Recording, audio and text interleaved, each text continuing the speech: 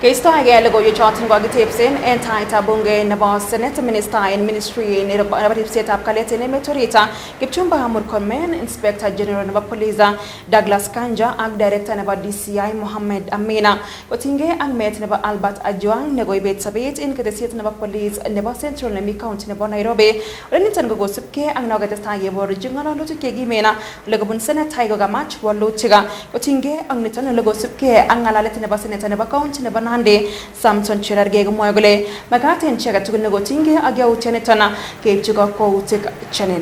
CCTV, we need to do the CCTV of Central Police Station. They are said has been tampered with.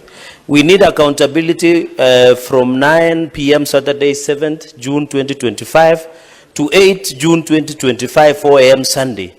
And yet in the records of OB, occurrence book, it says Albert was booked at 3:45 a.m.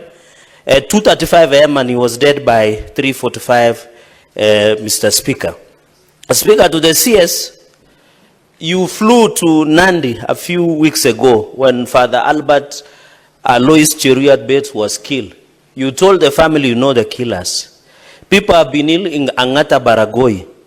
People have been killed, Father Maina. Mr. Speaker, when you read Article 245 and 240, the Ministry of Interior suffers from leadership crisis. And it is good the nation has seen the incompetence of CS Murkomen on this matter. And if anybody has to resign, we must start with the Cabinet Minister Murkomen, Mr. Speaker, because that is where the buck stops with, Mr. Speaker. And I want to tell you, Murkomen we have today is different. Abraham Lincoln say, if you want to know the true test of a man, give him power and money. If all of us can withstand adversity, Mr. Speaker, and the CS must tell this nation, because I heard he has a wrong assertion that he's barely in office 6 months. Does he need 10,000 years to make change in this country, Mr. Speaker? Finally, he has not presented any policy on police brutality as per Article 245 and 240, Mr. Speaker. I think it is a high time that the President must do a reshuffle, take the Cabinet Minister of Interior back to sports, because he like lettering Muchezo in the business that we are discussing about this country, Mr. Speaker. En ngalalet nebo Minister in Ministry nebo ripset ap kalete ne metorita Kipchumba Murkomen kumwagole miten komyega tiang natet nebo motet nebo ripset ap kalete en emoni agora ngatutik kegere gole magimuch kenyalil bigap emoni en eunik chebo afisa chebo police agot ko noton go imuch kogimit Murkomen gole agoy gonyor imanda familia nebo Albert Ojwang. The Speaker, it will be a violation of our constitution if, as a Cabinet Secretary, Mr. Speaker, I would now arrogate myself a responsibility contrary to Article 245(4) of the Constitution, where when an investigation is done, if it is suspected that a senator has committed an offense, and as a Cabinet Secretary start saying, I call the IG and tell IG, go arrest so-and-so, investigate so-and-so, charge so-and-so, it is the people of Kenya under Article 245 of the Constitution wanted to remove the possibility of any person, not just the Cabinet Secretary, a senator, a president, and any other person would direct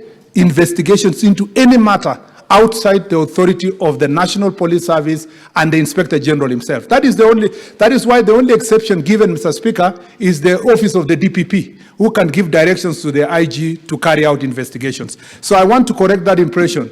It doesn't mean that I don't have an eye to make sure that there's a policy framework where police brutality must be dealt with in the country, that we must deal with issues related to abductions, Mr. Speaker, that we must deal with issues, Mr. Speaker, that are related to extrajudicial killings, among others. That is a responsibility that not just the Cabinet Secretary, but also the National Security Council, as everybody has said here, carries out an oversight responsibility. It is not the absence of the legal framework or policy directions that led to the killing of Mr. Albert Ojwang, Mr. Speaker. It is blatant disregard of the law and the Constitution. And that's why we are not coming here to give excuses that it is in the absence of a policy direction from the ministry. No, Mr. Speaker, it is just blatant disregard. If you see how that gentleman was beaten, Mr. Speaker, the person who did it is an animal. And it calls upon all of us to say that that person must face justice, and it at the shortest time possible, Mr. Speaker. And therefore, there is absolutely no reason on my side, Mr. Speaker, to try to hide anything, Mr. Speaker, because that investigations, as I said earlier, covering other previous police officers have led to them being held in